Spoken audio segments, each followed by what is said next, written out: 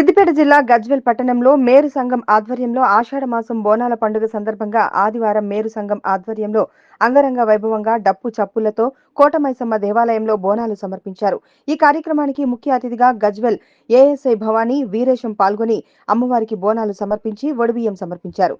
ఈ సందర్భంగా గజ్వేల్ నియోజకవర్గం మేరు సంఘం అధ్యక్షులు రామగిరి బిస్కిన్ బాబు మాట్లాడుతూ గజ్వేల్ నియోజకవర్గంలోని అన్ని మండలాల మేరు సంఘం వారు పాల్గొని మేరు సంఘం బోనాలు అమ్మవారికి సమర్పించడం జరిగిందని, సకాలంలో వర్షాలు కురిసి ప్రజలంతా సంతోషంగా ఉండాలని, దేశం సుభిక్షంగా ఉండాలని అమ్మవారిని కోరినట్లు తెలిపారు.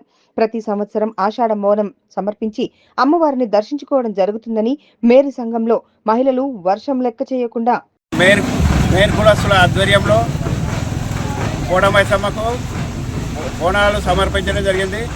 ఇది ప్రతి ఒక్క ఈ బోనాల పండుగ సందర్భంగా ఇక్కడ వచ్చిన ప్రతి ఒక్క కులస్తులందరికీ సద్వినియోగం చేసినందుకు ధన్యవాదాలు తెలియజేసుకుంటున్నాను.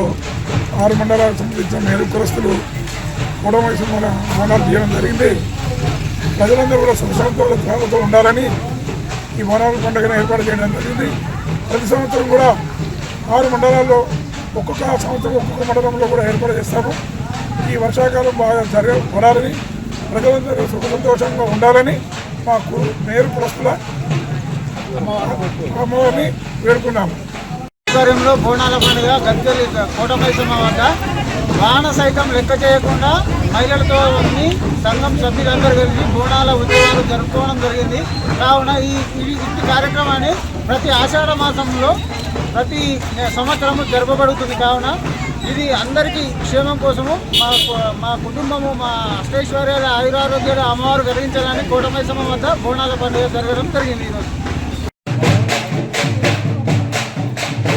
దంపూలో పంపించేసేది